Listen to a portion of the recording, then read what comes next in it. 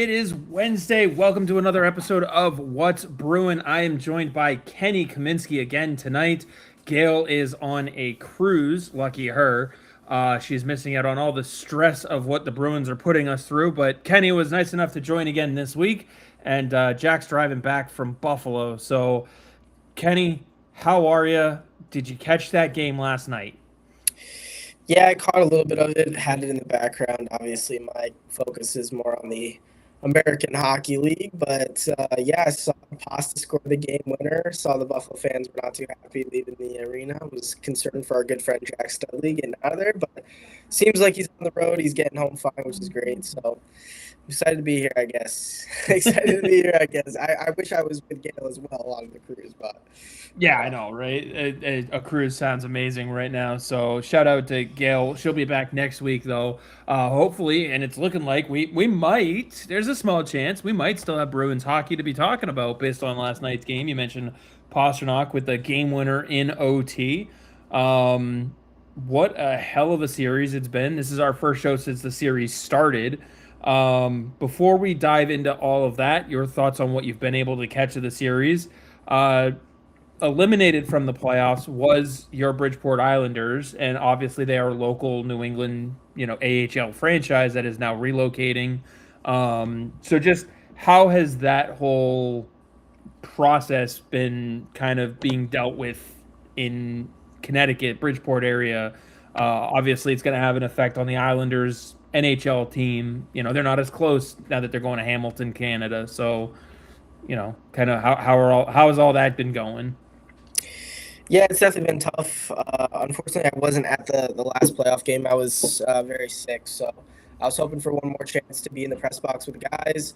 Fortunately, that wasn't in the cards, but Bridgeport had an excellent season. A lot of people were happy with how that kind of ended. Obviously, you want to call it the cup, but talking to fans earlier in the year, like, what did they want? They didn't care if the team won a Calder Cup. They didn't care if the team made the playoffs. They just wanted a team that they could rally behind, and they wanted a place or a team for them to kind of be competitive, and a team that they can really support. So the fans were upset. Obviously, the people who worked there obviously upset that now the team is relocating. A lot of people out of jobs. So obviously not a great situation, but it was a great season for Bridgeport. It was a great season for me as well. I had a blast, and it's unfortunate that everybody's kind of going their separate ways now. I know the players are back home. I know the coaching staff's back home. Some of the people that are going to be working in Hamilton next year are still here, but that's basically where everything stands right now. Everything's cleared out. Everybody's home, basically. So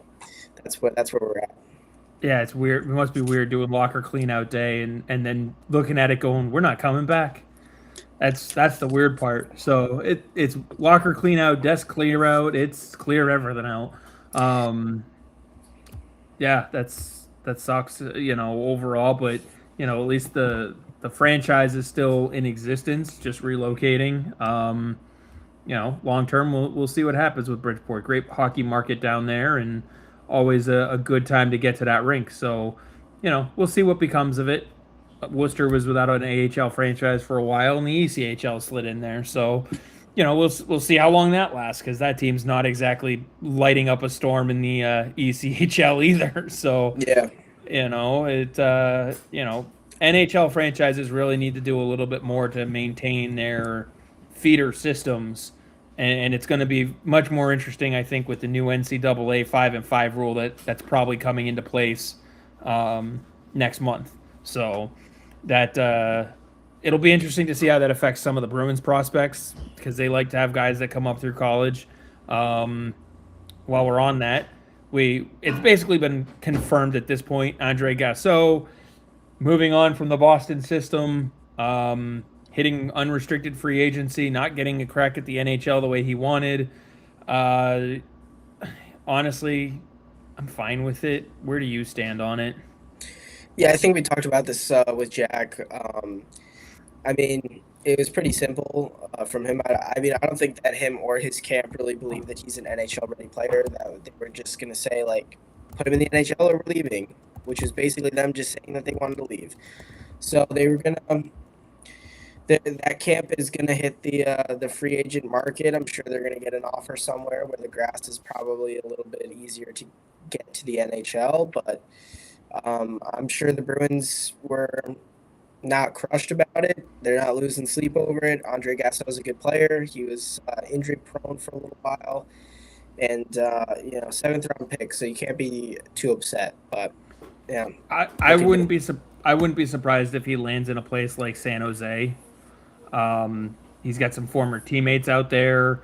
Um, and just like you said, the path is easier to get to the NHL with a team like that, and it just seems like a reasonable fit for a guy with his skill set to make that kind of roster because they've got the higher end skill, and he can skate with it. It's just he's probably at best a third line guy in the NHL at best, and they could use a few more of those players at a younger age. So I wouldn't be surprised if that's the type of spot where he lands, maybe a future Duck. You know, speaking of the Ducks, Mhm. Jeffrey Vial, former Bruin, coming through for them in the playoffs. Um, couple game winning goals, tying goals over there for Anaheim. But the series that we're all paying attention to, that Bruin series with Buffalo, we mentioned the Pastrnak game winner to bring it back as they're down 3-2 in the series. How much of the series have you actually been able to watch? I know Bridgeport kind of had your eye for most of the first couple days at least. Yeah, I watched the first game, and then I was probably after that I was kind of like, oh, this is over. Um, I don't know. I think I've had games on in the background, haven't been paying too close attention. Like, haven't really noticed James Hagan's playing. I know he wasn't in the lineup for last game or the last few games because I've seen people on Twitter be pretty vocally upset about it. But I thought last night they played well enough to win.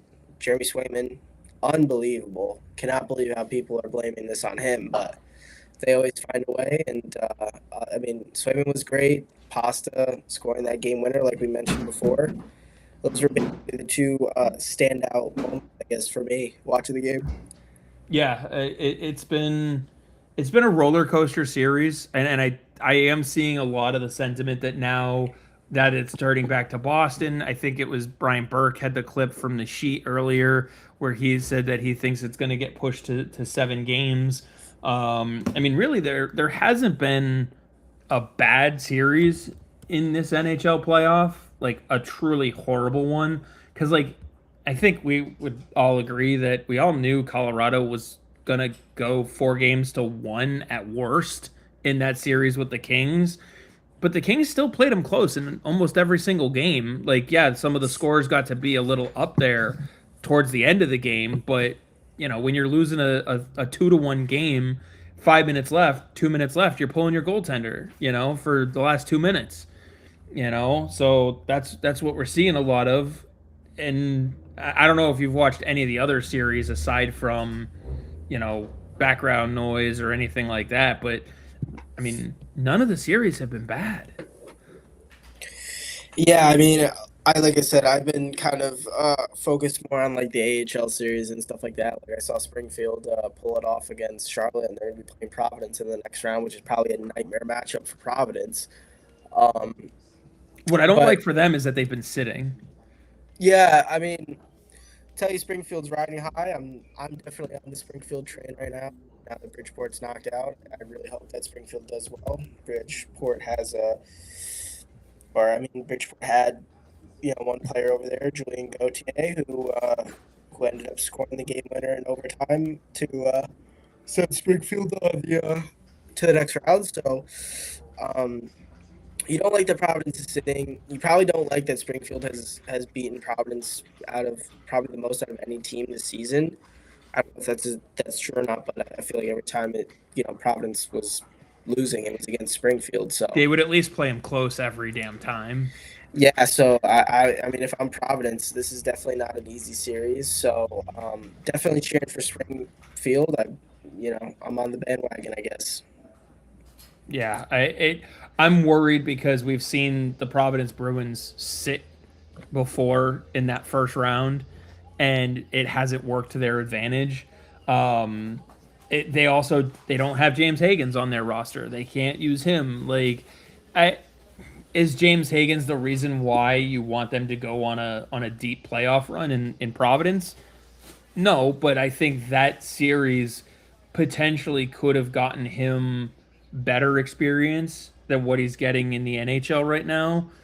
Like, I mean, we talked about it at the time they called him up.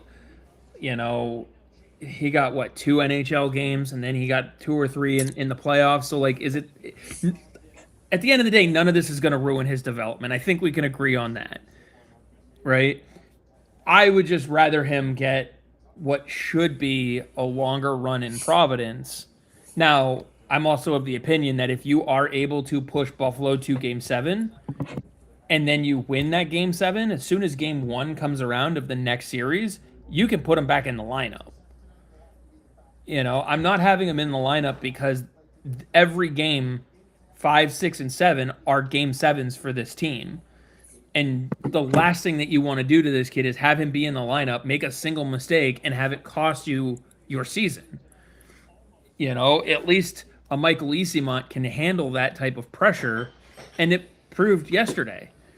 So I thought, I don't know, again, how closely you were watching, but Easimont and Steves were pretty darn good for having sat as much as they have. Yeah, and I guess the other thing is also James Higgins just got here. Like, I mean, I'm sure he understands the system, but when you play in it for 60 plus games, I don't know how much Smots played, I don't know how much Alex Steves played, but I have to imagine it's 60 plus games. When you're actually playing in it for 60 plus games, like, you have a deeper understanding of what's going to happen. Plus, I mean, if you've played in that system against that team before, like, you're going to understand what they're going to come at you with. So learning a system isn't the easy thing. Yes, Steves ended the season with 43 games played and Easimont with 56. But they're also 26 and 29 years old. It's a little bit different from 19. Yeah. Like, I mean, Steves has played a ton of AHL playoffs. And, Mikey Easimont playing in the NHL playoffs, like, they have that experience where this isn't like a huge thing. Someone's having a great Canadian national anthem. I've got the Montreal Tampa game is on, and for some reason it's not taking the volume, so I'll just hear it. But I don't know. At least their mic is working. Yeah, apparently. My gosh, dude. That's happened a couple times this postseason where the mic and the anthem haven't coincided. Dude, the mic's working. She's talking over me at this point. Like, dude, it's working. It's literally right next to me. So, hey, that time it got muted. No, this is going to be a hell of a game right here for the Montreal Tampa series. Series obviously tied at 2. I guess the question is, who do you want to see come out of this one? Not so much who do you think, but who do you want to see come out of this? Like, I have no desire to root for Montreal, but they're playing Tampa Bay. I want to see Montreal because I've absolutely loved watching the Montreal Canadiens at home. Oh my God, that Bell Center gets bumping, and I want to continue to see that throughout the postseason. Like, I want to see that. Is it so bad to say the team is fun to watch? I mean, let's be real. I'll never root for them, but like, they're fun to watch. Lane Hudson, Cole Caulfield, like, how could you not enjoy it? 2 American legends right there. So, I mean, and Jakub Dobeš is on his game, and when he is on his game, that dude is unstoppable. I love it. Jakub Dobeš. He was the away goalie for the first ever game that I was credentialed at. It was Providence versus. Actually, funny enough, it was Providence versus Laval in the first game, and Brandon Bussey was the other goalie. So both goalies end up having success at the NHL level this year. I was watching last year in Providence for the first game I was ever credentialed, which is very, very cool in my eyes. And I could tell you, watching Dobeš last year, that I could have told you he was going to be a stud because he was. Well, that's the thing is, as good as he is, he's still inconsistent. He needs to find the consistency to his game. But when he is on point, dude can't miss. Well, he has the trust of the coaching staff, right? He is playing in the playoffs, so I think that does a lot for his. I think that does a lot for his confidence. and he and Jacob Fowler are going to make an incredible duo in Montreal. Dude, the Montreal goaltending scouting staff, unbelievable. And they just had who was it? Alexis Cournoyer as well from Cornell, who's one of the top goalies this season. He's a Montreal guy. So just unbelievable. Cournoyer now committed to Wisconsin, but Yeah, just hell of a job. yeah, and it is funny though because they're doing the rebuild thing, and seeing how they approach it versus how a team like Boston approaches it. I had someone trying to convince me. So I do want your opinion on this. I'm actually trying to pull up exactly what draft capital Boston has this year because obviously they have the Toronto pick, which we can't ever forget about. So they got the 2 firsts, a second, a third, 3 fourths, and a seventh. If you're Boston, are you using any of your picks in this draft, just this draft, on a goaltender? I say no. Well, let me look. Let me look here. We're gonna look at, who are the top goaltending prospects here? 2026.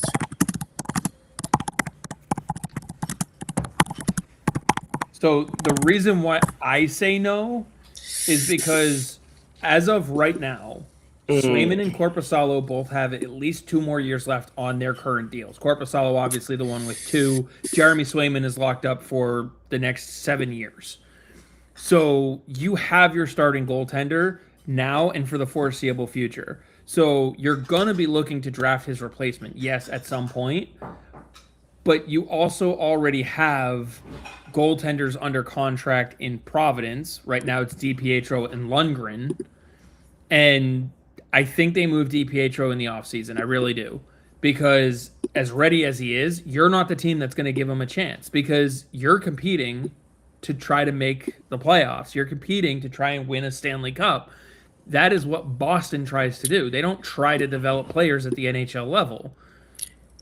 Well, I can tell you right now that taking a goalie in this draft wouldn't be the worst thing in the world because this draft of goaltend, like this class of goaltending, is not very good. When you look at last season, what was it? They were picking up like Petteri Rimpinen late in the rounds and stuff like that. I think this year, like the number one goalie, the consensus number one goalie has been Harrison Bonger, who USA goalie playing for the Kelowna Rockets. He's going to be going back to Kelowna next season, and then he's going to be going to college. So, I mean, he's got some time. He's not going to be NHL ready. Like, you can wait 5 years, really. Yeah, no, I'm not saying it's the end of the world if they take a flyer on someone. I just don't expect them to because, the pick that you would be a 5th or a 6th round pick. You know what I mean? If you're going to develop a guy who's 5-6 years away, you're going to use a 5th, 6th, or 7th round pick on the guy. You're not going to, when you have the lack of prospects that this pool has at other positions, they're going to be throwing darts at the dartboard for those other positions. I mean, when you really think about how they've drafted the last couple seasons, it just it almost is like it's not even on their radar. Also, I'm a big believer in you can find a goaltender with good scouting. There are plenty of guys who go undrafted all the time that you can look at, and they clearly have their eye on some of those guys. We've talked about Albin Boya in the past. We've talked about Cameron Corpy because he was brought in for Dev Camp. We've talked about, you and I have talked about Austin Elliott at UMass and Lowell. Like, there are plenty of guys that just by keeping an eye on, I mean, the last goaltender they drafted was Reed Dick in 2022, and they let him go, and they're about to let Philip Svedback go from the 2021 draft. Like, those are the last 2 goaltenders they drafted prior to 2017 when they drafted Jeremy Swayman. Yeah, and also, like, you look at the goaltending, like, what they have now. Michael DiPietro got in a trade. Zajac, signed free agent. Lundgren signed free agent. I think they signed Lundgren because they're not planning on signing Svedback. I think for them it was one or the other, and they went Lundgren. Well, yeah, I mean, I would do that immediately. Why would you sign Svedbach, who was like, obviously not ready last year, gets injured this year, didn't have the crease. Like, Yeah. I'm taking Lundgren, who played in every single game and was lights out and basically led his teams, not single handedly, but like almost basically single handedly to the hockey's championship. So Right. I'm definitely taking him over a drafted Right. goal. And if you assume he's 2 years away, well, that brings you to the end of Corpusalo's contract, and now you might have your new number two behind Swayman. Oh, and Montreal's already up 1-0. Nice. They are 3 minutes into the game, and Montreal is up 1-0. I had Montreal winning this series, by the way. I had Tampa Bay. I had Tampa Bay all the way to the Stanley Cup final. Tampa Bay and Minnesota Wild. I couldn't pick Tampa in this series. There has been something off in Andre Vasilevsky's game for far too long, and the rest of the team around him, they can't keep up with Montreal. And it just this series to me was Montreal all the way. Well, we'll see. It's 2-2. Yeah, yeah. I have them winning it in six though, so they'll take tonight in Tampa and go home and win it at the Bell Center. That's where I'm at with this one. All right.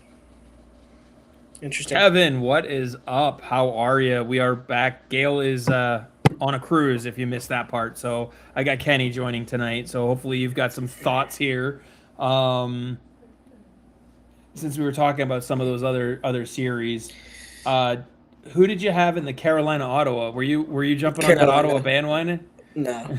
I had Carolina. I literally had Carolina in 5. Did you? I had Carolina in 5. I did not. Honestly, coming into the series, I was like, you know what? Ottawa can do this. Like, Olmark had found his game again, which he clearly did through those 4 games. Yeah. I was like, they have the ability to do it. And then, you know what changed my mind? The song. 3 seconds in, when Tkachuk. Brady Tkachuk drops the gloves with Jordan Stahl, I was like, that's it. He's just cost him the series.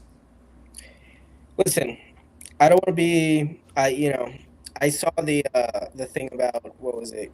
Keith Tkachuk was like talking about how Allmark needed to be better, and Allmark plays his heart out and plays great, and then Brady has 0 points, and the only notable thing he did all series was fight. So, And the reason why it's notable is because it screwed everything up. See, the part that what made me look at that and go, he lost him the series right away, is because you're on the road, you're in their barn, you go against their captain, you got your ass beat, and oh, by the way, they have flipped the net from their hot goaltender in Brandon Bussey, who just carried them through the regular season, back to Freddie Anderson, who you don't know if he can stand in that crease. And you came off with 2 shots. I think it was like 4 shots in the entire first period. They should have been peppering him with pucks. And instead it was, I'm going to come out, set the tone with a fight that I'm going to lose. He just has no hockey sense of, you know what I mean? Like, it's not there.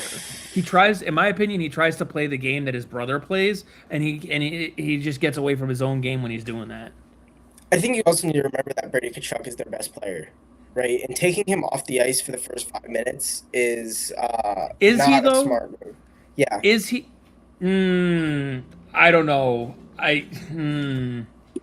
There are a few that I could certainly make a case for that I would probably rather have over Brady. Stützle for one. Dylan Cousins. Obviously, he's a little bit more injury prone, so not so much in that regard. But talent-wise, I think Dylan Cousins is right up there with him. But Stützle is one.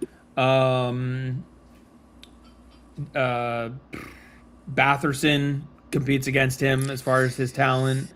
And then obviously when you're comparing forwards to D, it's a little bit different as well. But like Sanderson. Talent is one thing. Brady Tkachuk can do it all, though. He can, but he doesn't. I think that gets overlooked. Is like, yes, he can fight. Yes, he's willing to block shots. Yes, he's willing to take hits. He does everything, and he still walks away with the same amount of points. Whatever it was, like as the third. He's third on the team in scoring. He does everything. Brady Tkachuk. Yes, over the course of a regular season. Yeah, And we and he just saw didn't what he play did. well. He didn't play well in the playoffs. But I'm talking like if you want us to talk about who's their best player, it's Brady Kachuk, and he didn't play like their best player, and that's why they lost. Well, yes, that's the thing is they rely on him to do what he's supposed to do, and his hockey sense of when to do those things is not there. They rely on him because he's their best. He's their we'll split hairs, right? He's one of their best players, definitely top three, and Definitely top three. No he argument on that. did not do his job. Let's put it like he didn't produce points. He got his ass kicked. Like he lost in every sense of how he plays the game, and just it's bad. And being one of your best players, you don't want to take him off the ice for the first 5 minutes of the series. You want him touching the puck as much as possible. It was dumb. I didn't. I think it's. I agree with you. I thought it was stupid to go into somebody else's building and fight. If you fight, regardless of if you get your ass kicked or you don't, the fans are going to go crazy. So, Yep. regardless of if Stahl won the fight, lost the fight, got his ass kicked, beat Brady's ass, which he ended up doing, the crowd was going to go crazy. And they weren't going to go crazy in favor of the Ottawa Senators. So, that was just, No. it just wasn't calculated. It wasn't smart. I know You Brady did this riled with up the the wrong Islanders. crowd.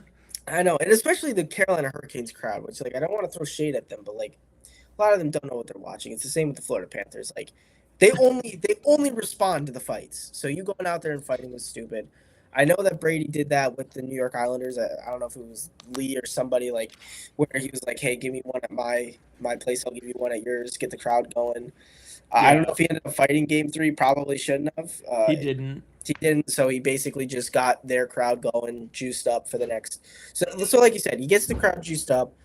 He takes Stahl off the ice, which compared to him is not it. Like you're You take taking that every yourself. time. Yeah, exactly. If you were Carolina, you take that every time. I said this about again relaying this back to Bridgeport and Providence, but like Cam Thiesing fighting Patrick Brown. That's awesome. Take Patrick Brown off the ice for 5 minutes. You know Yeah. you're gonna fight one of Bridgeport's fourth liners, and you're gonna take Patrick Brown off the ice at a crucial point in the game. Perfect. Do that 100% of the time. So Ottawa literally lost that in every single sense.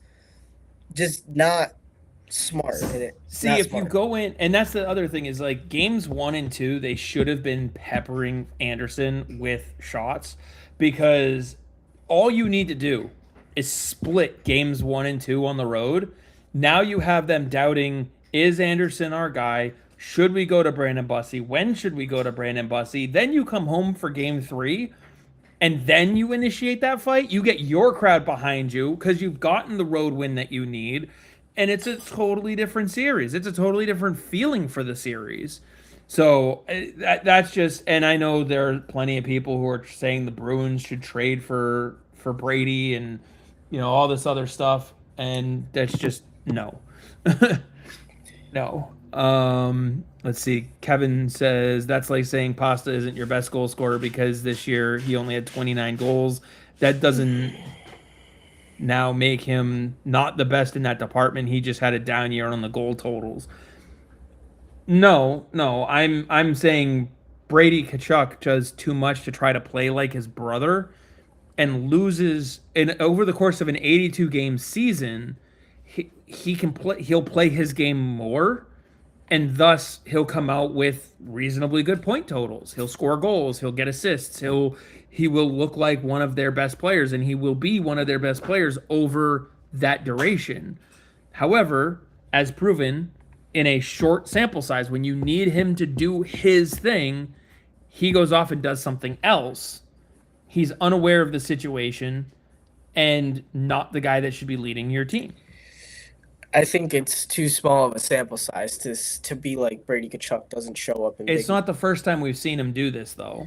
I thought he played well. I thought he played well at what was it, Four Nations. Thought he played well at the Olympics. He Like it's not that he didn't. It's not that he hasn't played well in some of the situations.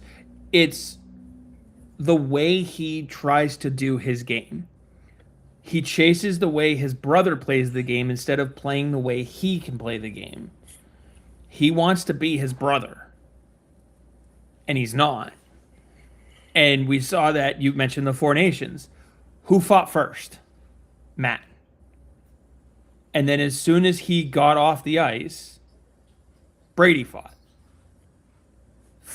trying to follow in his brother's footsteps. Let's see, that's my point. He had a down series, and you're saying he's not the best player on the Sens because of that. No, I'm saying he's not the best player on the Sens because he doesn't have the best hockey IQ. He doesn't have the best hockey sense.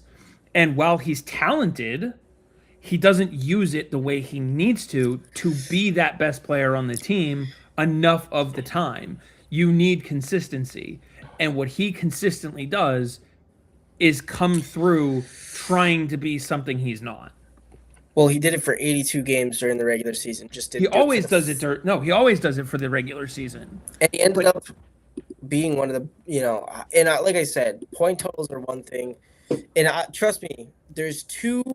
I literally only care about two things when I'm looking at prospects. Right. First thing, hockey sense. If you can't think the game right, you're never gonna succeed. If you can think the game right, perfect.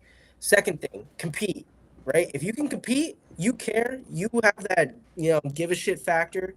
You're gonna succeed. Like if you're somebody that people are coming out to see, and you have high hockey sense, and you compete, you're going to you have the chance to be an NHL player. So well, I'm not yeah, I saying think he's it's not an NHL player. well, no, I'm Like, just saying I'm just saying that's what I look at for prospects, and and I'm not saying he sucks. I'm just saying, right? He I know. competes. He played well enough for 82 games. He was their best player this season, in my opinion. Just because he didn't play well in the playoffs and wasn't their best player in the playoffs doesn't mean that he wasn't the best player. He's not the best player on the team. I'm just saying. It's also not about the best players. It's about getting the ones that help you win. And he's one of the ones that's not going to help you win. I wouldn't go as far to say that just because of this series. No, and I'm not trying to go that far with it. But what I am saying is I don't want I don't want him to be the one wearing the C on my team. And if you notice, Matt Kachuk doesn't even wear the C on his team. Listen, I can't say, right? I can't speak to that. I'm not there, right? A lot of that stuff is behind the scenes stuff, how he leads in the locker room. Obviously, like Marchand was one that people were so skeptical of him being a captain because of his past and what he did and what he does and how he's a pest, but he ended up being a good leader. So again, this would be something to talk. What was he a good leader though? Because in his second year, they blew up the entire leadership core. I Listen, ask Gail. She's there. I'm just saying. We've had those conversations. From the outside looking in, again, not being there. Not saying he's the worst leader. I'm just saying if Marchand doesn't get the C, right? Is the leadership core blown up the same way a year ago because of the results? Probably. We don't know. I would say I would like if the team's struggling, regardless of who the captain is. Well, yes, if the team's struggling, but if he's not the one shouldering that leadership role, then the direction of the team is different. They play different. And again, I'm not saying he's like players like that have a role and they have a role in their leadership core. Absolutely. But for them to be the guy, it's proven time and time again not to work. The coach is the one who sets how the team plays. I don't think that's necessarily a captain thing. The captain isn't the one that's like, pushing that direction, I guess. So I would say still, actually, I don't know. If it was McAvoy, I don't think they blow up the leadership group, right? Like I think if McAvoy was the captain, he would continue to be the captain of that team. But I guess Marchand is a little bit different. But anyway, we'll continue to sprinkle in some of the other series talk here. But Kevin does say I think Swayman has answered all of his questions since coming back from the Olympic break, which. I guess my question, and Kenny, I don't know how you feel about it, but what questions did you have about Jeremy Swayman? I mean, he's good enough to get selected to the Olympic team. Played one game, gave up one bad goal, and everybody was just like, I don't know if he's going to be able to do it. I don't know if he's going to be able to play. But I didn't have any question. Like I didn't think that there was question marks around him. I think he's always been pretty good in the playoffs. So I didn't have any questions, but again, I'm not the one that's watching him every night. It's hard to talk about it when you're again on the outside looking in. It's hard to talk about it from the fan sitting at home point of view.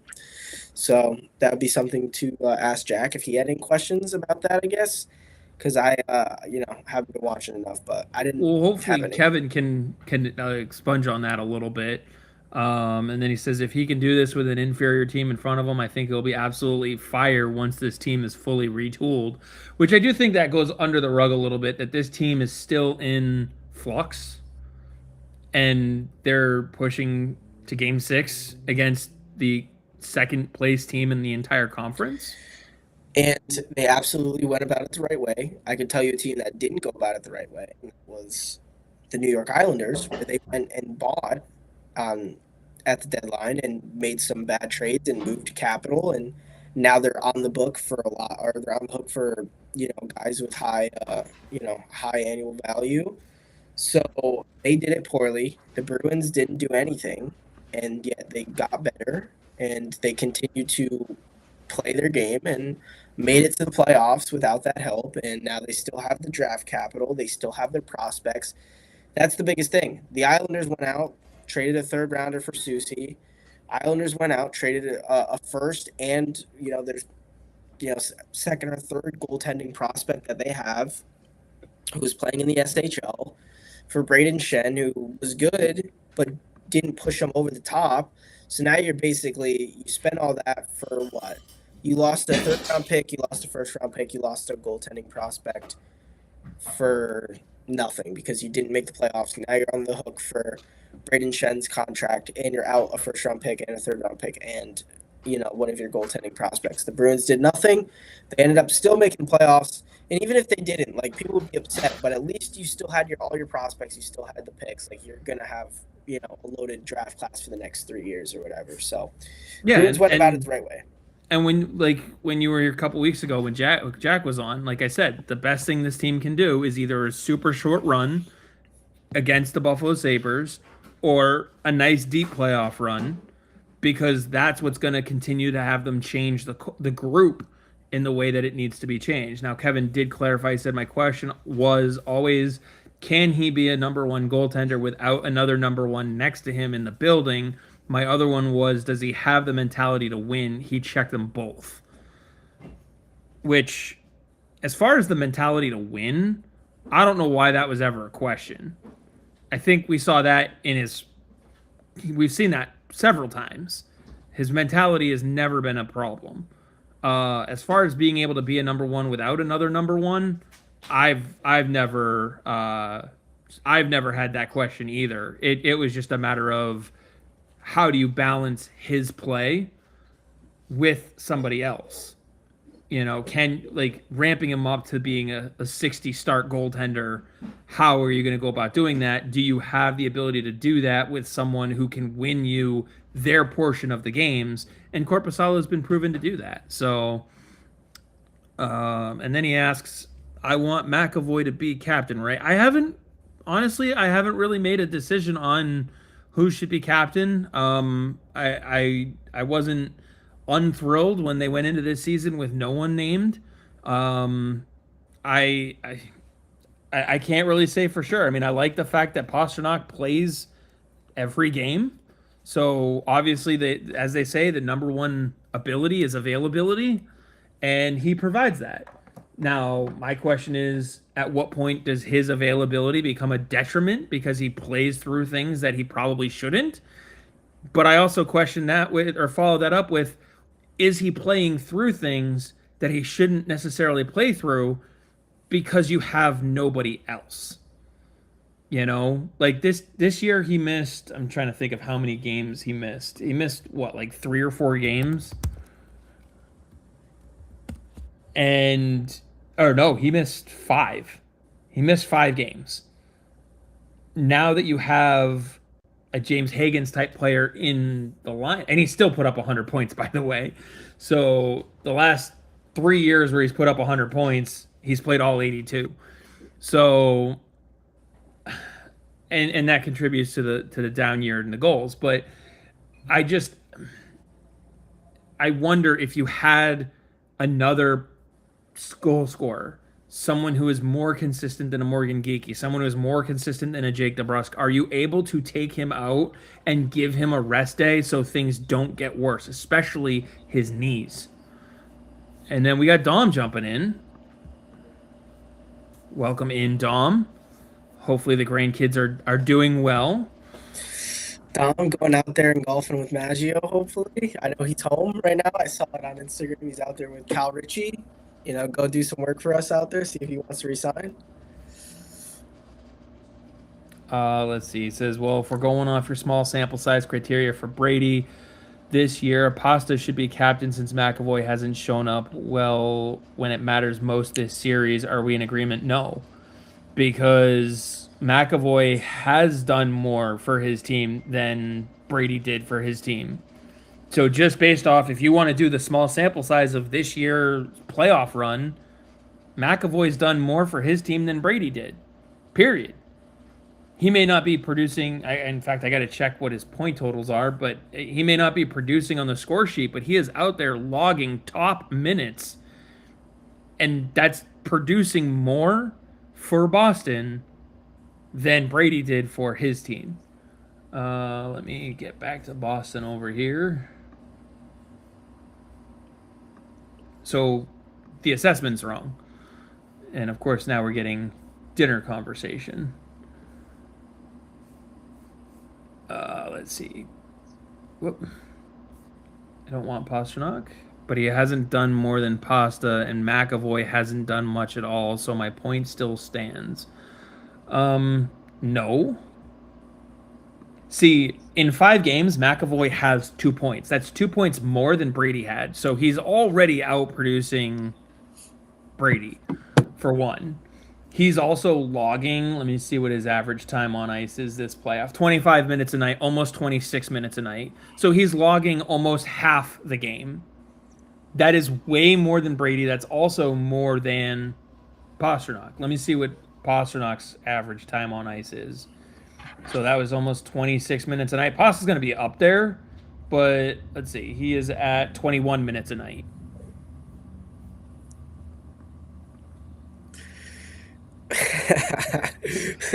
Did he, though? Did he crumble my argument? I'm going to give it to him. I wasn't listening at all. I figured you weren't. I could see that you weren't. I was texting about something for Bridgeport, but Dom just had hot dogs with the grandkids. Now he's making me hungry. Dom, the only point I can make is when I sharpen my pencil. Nice. But no, Kevin, you're just wrong. You're not watching the games if you think Charlie McAvoy hasn't contributed more in this series overall than Brady. Pasta had the great game winner, yes, and he's a point producer. He's doing his job. McAvoy's doing his job, and by doing his job, he's producing more than Brady, period. And by shutting down the opposition's best players, he's honestly doing a little bit more than Pasternak. He finally came through, Pasternak did, with a game-winning goal, and he's got 6 points in the 5 games, but McAvoy, let's see. What's the playoff number? Yeah, I mean, they're both minus players, so it's not exactly like they're both playing phenomenally this whole series, but no, it's not it's not apples to apples. McAvoy is also not trying to do things that aren't his game. Didn't compare McAvoy to Brady. I said McAvoy isn't showing up as the leader when it matters most. I'm not disagreeing with that. But Pasta wasn't until last night either. The whole team wasn't showing up for their game on Sunday.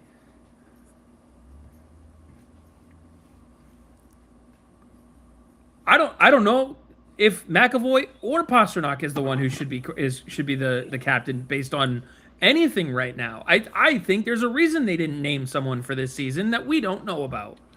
And it clearly has come to fruition. But there's also a difference. McAvoy has a better hockey IQ sense, hockey sense IQ, whichever way you want to word it.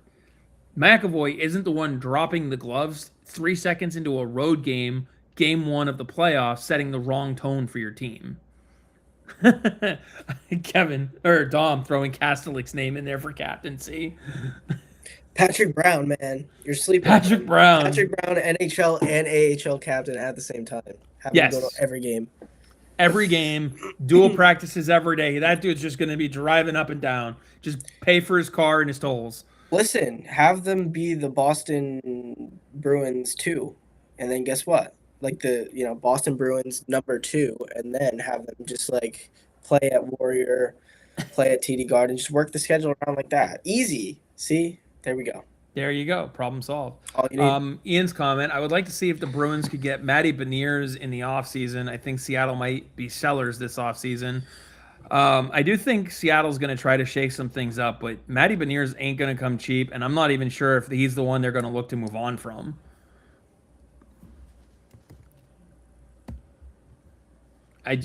Well, Kevin, if you love debating me so much, there's a seat right below or right next to me anytime you want to come on. But no, you won't get behind a mic. Not anymore. I was trying to pull up Seattle. It's certainly going to be an interesting offseason for a team like Seattle. Oh, by the way, Pittsburgh and Philly are tied 3 minutes into their game as well. Pittsburgh, Philly, Porter Martone. What a steal that guy was. Oh, yeah. Kevin asked Dom who he thinks the best player on the Sens is, and he said Linus Ullmark. Now he's moving the goalpost. Who's the best skater? Ridley Gregg, best player on the. Wait, it was Greg. He was the one that threw that punch whilst he was in the other. Wait, I want to know if Dom is genuinely serious. If he thinks Tim Stützle is the best skater on the Sens. Best player skater. Yeah, we're not skater. including the goaltenders, but right. Not for the playoffs, for the whole year. Well, no, just the best player on the team. Yeah, overall. Well, yeah, I guess. Which encompasses the regular season, the playoffs, their career, their ceiling, like the whole nine. Yeah, it's also not necessarily points based. It's everything. Exactly. Right. But overall, who's their best overall player? And I genuinely want to know if Dom is serious by saying Stützle or not, because Stützle was the one I went with. I said, I stand by Tkachuk. I think he does everything. So he does a lot of things well, and he continues to produce points. So So it depends. Like if I'm a Bruin, like if I want him on the Bruins, I would take Stützle. I just don't think Tkachuk is like fit for this team. But when you look at like the best player, I think it's Tkachuk. I'm with Dom. I think it's Stützle. I also put someone like Batherson above Tkachuk. Again, he's up there. He might be third. He might be fourth. I'm not going to sit here and do all the research while we're doing this, but he's definitely one of their best players for sure. But when you look at their overall game and the way they try to lead their teammates, I'm not sold on Brady Tkachuk as being that guy. I'm just not. And the fact that goalies can't be captains, so that's why I clarified skater after he answered, because I did not expect him to say Ullmark. I think Ullmark was a little bit in jest, but no, he's also one of their best players. You know, what Linus Ullmark can do for that team, I think is going vastly underrated. Honestly, I also wouldn't be surprised if Ottawa's a team in the offseason that looks at their head coach. Yeah. All right. So it's me and Kevin versus Chris and Dom on that one. So it's all good. That's Difference okay. of opinion. That's okay. You and Kevin can both be wrong. It's fine. Okay. Yeah, all right. Whatever. You know. Well, the only reason why you're wrong is because Kevin's wrong. So if you want to be wrong, you just blame Kevin. Yeah, I'm good. I think it makes sense to me. So whatever. You know, we can have different opinions. I do remember that. Yeah. Well, I'm not arguing with Dom on that one. I'm not arguing with him on that either. Yeah. No. And isn't it Ridley Gregg who's the best one to come in with a late sucker punch too? So Such an idiot. Yeah, that was bad. What did you see the diving call that they got Crosby on the embellishment at the faceoff dot Yeah, when Hathaway's stick got him in the face? I always thought Crosby was kind of like a little, you know, but I don't know. Listen, if I wear a half shield in beer league because I just think I'm the best player ever. So I just completely you know leave my teeth exposed. But I will say like even like a stick getting close to your face, like your immediate reaction is to like throw your head back. Like so I don't Look, necessarily think it's the I have worst thing. no issues with him throwing his head back or like it or even like trying to sell it. It's the fact that he laid on the ice for 5 minutes pretending to be dead. That's yeah. Like, Again, like that's where it's like this is what Crosby's done his whole career. So who's really like shocked? Like this is what happens. So I was glad I saw the embellishment get called because, dude, come on. That's where I landed on. I was like, really? Come on. You call them both and move on. But yeah, Kevin says, but that pasta breakaway OT winner made me jump out of my seat for the first time this year watching the Bruins. That was a thing of beauty. Couldn't agree more, Kevin. And yes, let's bring it back to the Bruins a little bit here because I know tonight we're probably going to end a little bit sooner, just because I stole Kenny for a little bit. Montreal, Tampa are about to go into the second period or the first period break, and I still think the other game is tied, but I'll be catching that one. But yeah, back to the Bruins series with a few minutes left. Can they go into Buffalo, come back from Buffalo, and take Game 6 and bring it back to Buffalo for a Game 7? What do you think? I think absolutely, and I think that this was a game, and I think that this plays into the Bruins' hands perfectly. If you are, and this is the same thing with Hershey and Bridgeport, when you're on the brink of winning the series, you want to do it as soon as possible, right? Oh Like yeah, this isn't Providence sitting around waiting for a week. This team, like you've played your series, you want to go in there. You do not want to have to go back to Boston. You don't want to have to fly back there. This plays into the Bruins' hands perfectly because they're a little banged up. It gives them 2 days of rest. I'm sure if you're Buffalo, you almost just eliminated them. So you want to get back on the ice as soon as possible. You want to go and take another crack at this. And then you got to wait 2 days, which is aggravating. I think that played in the Bruins' hands perfectly. I think they absolutely have a chance to send this back to Buffalo. And the Boston Bruins are not a team that I want to go into a game 7 against. So, especially no. if you're Buffalo with very little playoff experience, you need to put the Bruins away in game 6 because you do even at home you do not want to be playing the Bruins in a game 7. Yeah, I think obviously the what Bruins team shows up. That's kind of been the question all season long with this Yeah, team. Like I can see them coming home and losing 6-7-0, but I can also see them winning another 2-1 game with Swayman making 30 of 31 saves. exactly. Like it's going to be something like one of those two. There's not going to be a middle ground where it's 3-2, with an empty net goal attached to it. Like it's just not. You know, If you're Buffalo, you need to walk into TD Garden first thing, punch them square in the mouth. You have oh to yeah, go in there, make the first hit, score the first goal, get the first shot. That's has to be the main focus if you're they need to Buffalo. do in the first 10 minutes what Boston did in the first 10 minutes in Buffalo. Exactly. They They need to need to survive the take it to first ten them. minutes. They need to survive the first 10 minutes because I really do have a feeling that Boston on Friday is going to be a very similar atmosphere, at least as far as Boston is concerned, to what Buffalo was like for game one. Obviously, they had a lot more excitement because first playoff game in 15 years, but as Don points out, Boston won 2 games in Buffalo, should have been 3. So they know they can win in Buffalo's barn.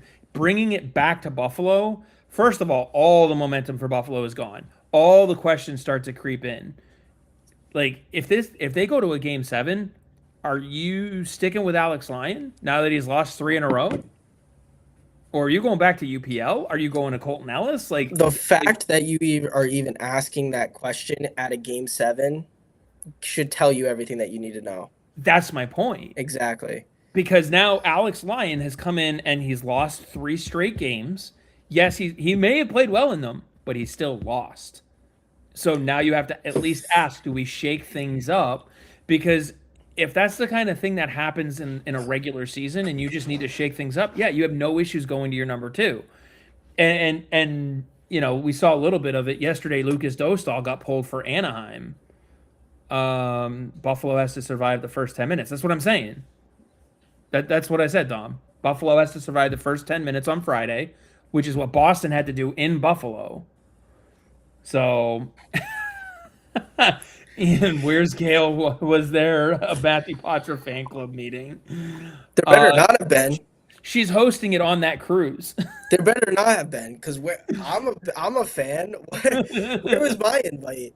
I'm gonna have to reach out to Gail about that. She's hosting it on that cruise. Unbelievable. A Matthew Patra fan club event on a cruise, dude. Where am I? And I'm here. You're in Bridgeport. That's what you're doing. Yeah, I'm in Bridgeport. There you go. Oh, so if I did, Dom, I misspoke. I'm sorry. I meant to say Buffalo needs to withstand it because Boston did in Game 1. That's a game they should have won in Buffalo. It's just they can come in and, again, which Boston team shows up. If they show up as the team that loses a game 6-7-0 the way they did on Sunday, then series over and, you know, pack up your bags. But if they come in with their back, like I think having their backs against the wall also benefits this team. It's weird to say, but this team performs better with that pressure, which is weird. You know, like how many times did they have a multi-game winning streak and we're like, this cannot continue? The pressure was there because they were at 5, 6, 7 game losing streak, and you're like, they're playing like shit. They need to turn it around. And so the pressure was win it or your season's basically in the toilet.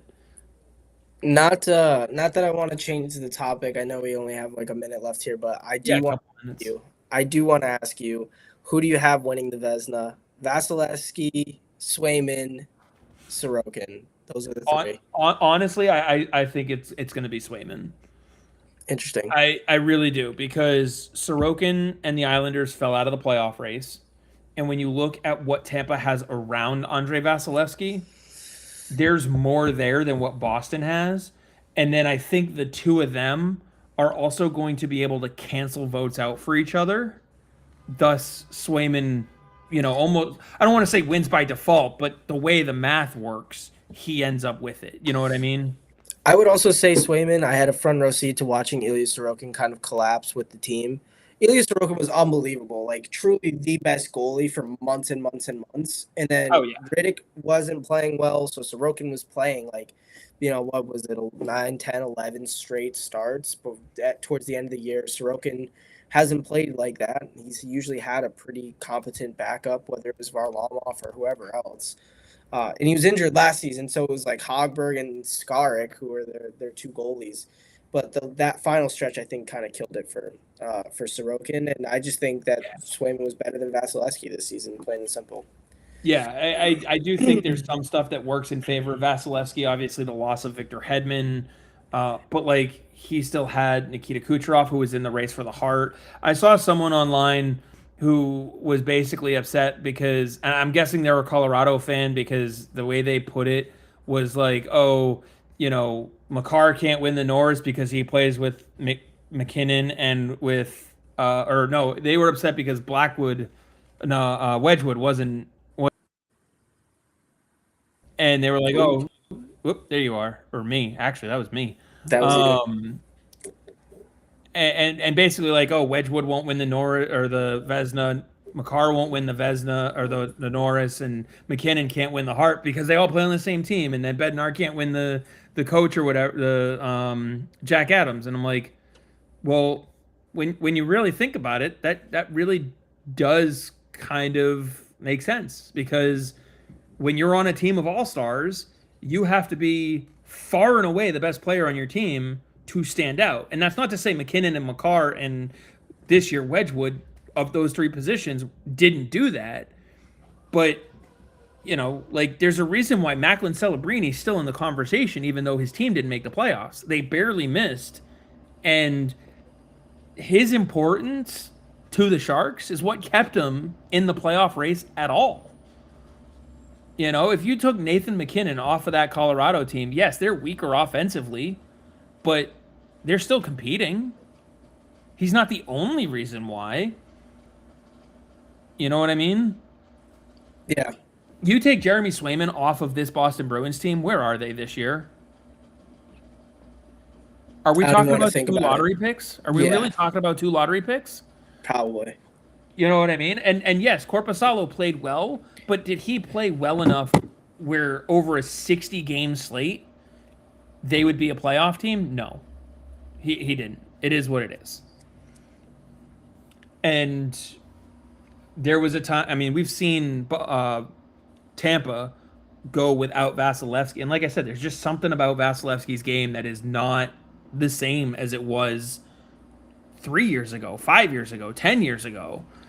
So, but he's always going to have good numbers because he's got a good team in front of him. So, do you think anybody got snubbed from the award? Let me ask you that.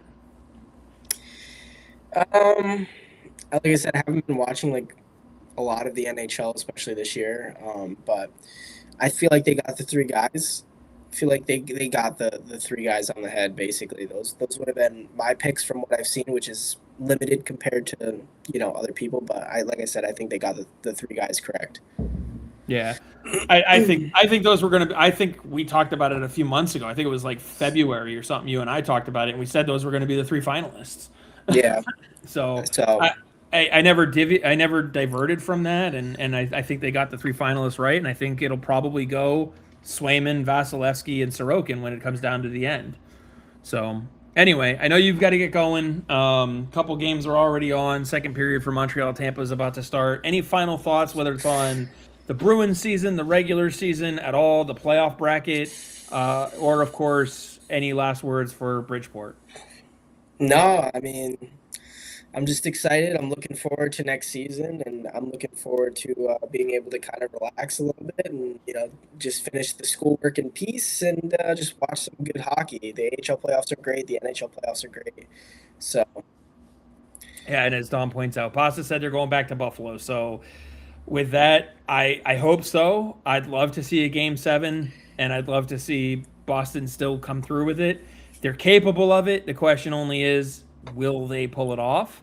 And that just comes down to how are they going to play, and are they going to be embarrassing like they were on Sunday? I don't think they have two of those games in them right now. So Ian says, we just have to hope some team knocks Toronto out of the top 5 in the draft.